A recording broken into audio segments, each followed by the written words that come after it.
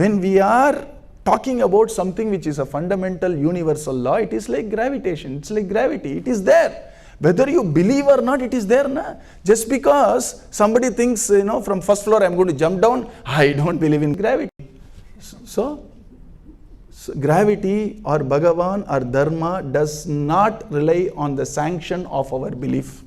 We don't have to sanction with our belief. It is there. It's called universal law. Just like how you have universal laws, which are physical laws, you have scientific laws. Likewise, there is a universal code. There is a universal law of the inner nature. Outer nature ka universal law, science teaches us. The inner nature also has some universal laws. Even I have read this research paper. Even the face, the body language is universal. And a person who researched this went to Papua New Guinea, and they actually researched in some tribes who were untouched by so-called civilization. And they exhibited the same body language as can I say Harvard MBA or whatever. So that's universal. As human beings, we may dress differently, eat differently. Some things are universal physiologically, some things are universal psychologically, and some things are universal spiritually. It does not matter. I am a Hindu, I am not a Hindu, doesn't matter. Hindu or non-Hindu, gravity does not respect all that. You see, even if you are a ball, it will pull you in. You see, and that is the reason why this universal law is called Dharma. You see, that's why the word Dharma itself is so beautiful. That's the beauty of, that's the reason why I beg all of you to teach our children some Indian language, because whatever you say, any translation will not get you the whole rasa. What is Dharma? What can you translate in English? Some old text translate as religion. Some people call it righteousness. Some people even now call it way of life. What is this way of life? Who defines it? You see, we have all these are right. I am not saying it's wrong, but it's not enough. In Sanskritam or all Indian language, thankfully, they have the word Dharma as part of their verbiage, you see, because Dharma has a lot of meanings. Just told you 2-3 flavors. One such meaning is that which actually holds and upholds the entire existence. Dharayate, that which dharanam, dharanam, you see. When somebody is carrying something, it's called dharanam. And who is the one who did the first dharayate? You need to understand the poetry of Sanatana Dharma, otherwise we will also join the people who mock all our Puranas. The first dharanam happened by what we call as Varahavataram. If anything holds the world, I'll give it to you in writing, it is actually Dharma. Finish. You see? So Varahavataram is nothing but Yajno Vai Vishnuhu.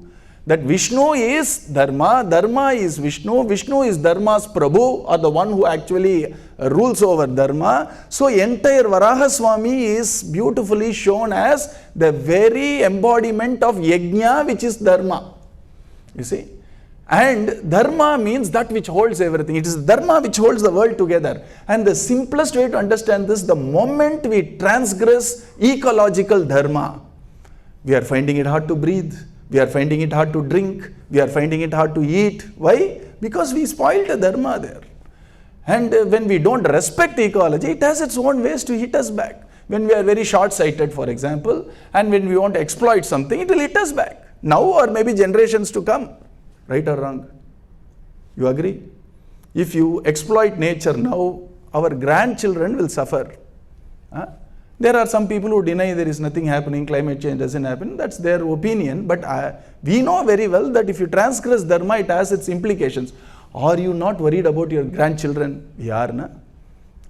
So, this is the way in which our Shastras say, don't do this, Papa.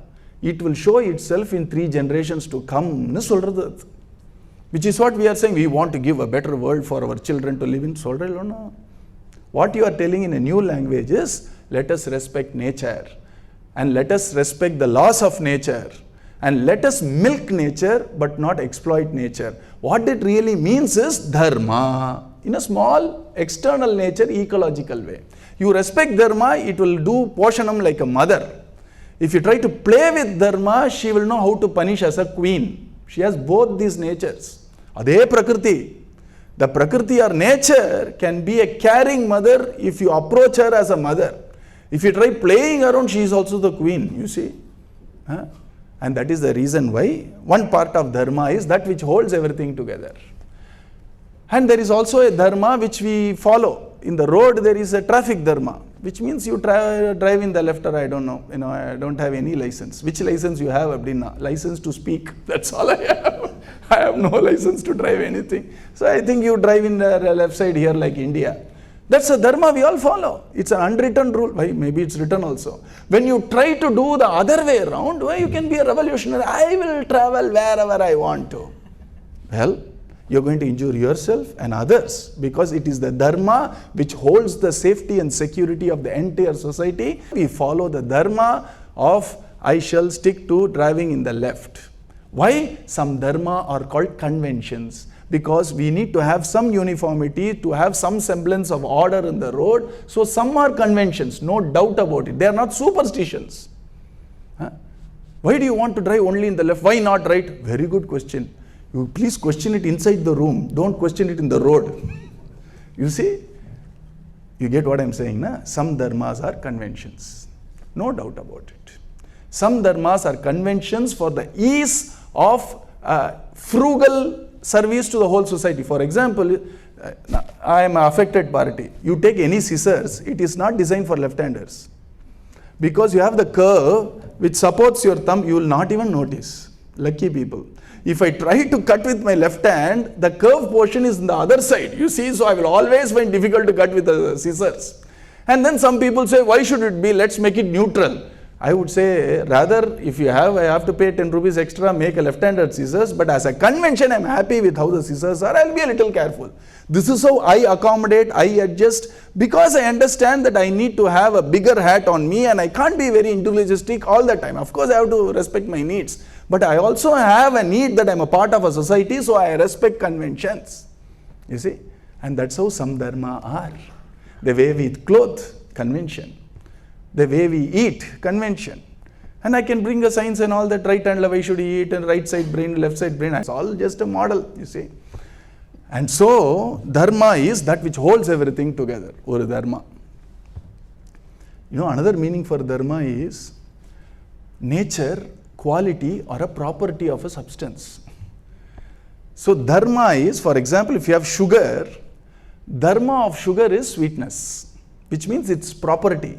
Substance and its property, substance and its quality.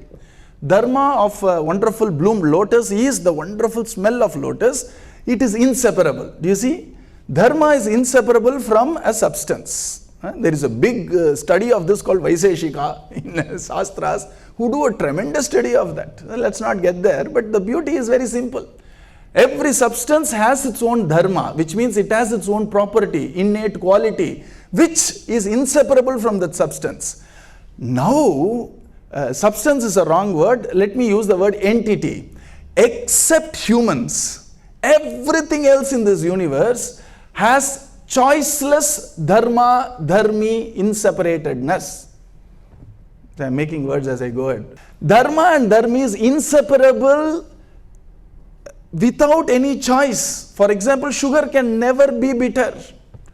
And bitter God can never be sweet, trust me. Likewise, substance and the qualities relationship is called dharma, which means quality is dharma, substance is called dharmi. The name is called nama, the named is called nami. That's how intuitively we understand Sanskritam very easily. So here, dharma, which is the substance, sugar, and dharmi, which is the sugar, and dharma, which is the sweetness, is inseparable. Sugar has no choice over it. Sugar has to be sweet. And generally, if you look at the various breeds of dogs, some dogs are friendly. They have no other option. Right? And lion is by nature ferocious. Unless you play around. GM lion, I don't know. Genetically modified lion, I don't know. You see? But if it is a lion, it has a nature which cannot be altered. It is in the only exception, you know what it is? My nature and I, even though I am potentially this much capable of this dharma, I can choose not to be in that dharma at all. That is the reason why In our Shastras, it is said only humans can manufacture karma, because karma comes from choices, and no other species has this capability of making big choices. It can make a choice. You put a small plate of curd rice and one small plate of pasta. The dog may go and decide to eat pasta or rice. That I don't know. That choice is not what you are saying. I am talking about some very, very deep decisions and choices which impacts our way of life and all that. That only we are capable of doing. And that's why very beautifully the word dharma is meaning two things. Dharma means what we are capable of, what is our potential to live a life of a human, meaning every letter of these 5 letters there. You see, H-U-M-A-N, as human. That's dharma. Which means what I am potential of, what I am capable of, what I can be is dharma. And rishis thought, until he lives or she lives to the best of the potential, how can the human life be fruitful to that person? So until you live to the best of the potential which is been gifted to us as his physiological being, psychological being, Rishi said you need to be like that. And so this need to be also becomes dharma. You get it? What I can be, I need to be. Only then I can be at ease with myself. If somebody is a talented table tennis player and you want to play with that person, and it's the first time you are holding the bat and you are holding the bat ulta, you thought that the stick is where I hit the ball. Do you think that person, even if that person wins 25-0, that person will be happy? Why? Because what talent they are capable of, they are not expressing it, they are not manifesting it. So they won't be happy even if they win. If you think result is everything, it is not. So here, rishis thought that these are the wonderful qualities which are inseparable from humans and hence humanness. Manushyata, we say, which is humanness. And so they said, this is your dharma. This is what you are capable of. You are capable of truth. You are capable of compassion. You are capable of, controlling your senses. You are capable of shanti, which no other living being can really boast of. You may think a cow is very happy. We don't know what it is thinking. It does not know how to even say I am thirsty. You see? And so here our Rishi said dharma is both the potential of what we can be, and hence out of concern they have towards us, and since we are anyway seeking happiness, they say unless you are what you can be, you cannot be really happy. So what you need to be so that you can completely live the life of what you can be, both became dharma. My potential of compassion, my potential of truth, my potential of controlling my senses, being master of my own self is also dharma, because that's what I am capable of. And what I need to adopt as values so that I can go in the path which leads to happiness also becomes dharma. So they are not mandating something which we cannot do or not capable of doing or we don't have the potential to do. No amount of me teaching mathematics to a cat will make it even solve a simple addition. Why? It is not capable of it. And we are, you see. That's the reason why rishis gave us Dharma Shastra. Right? This is what you need to do.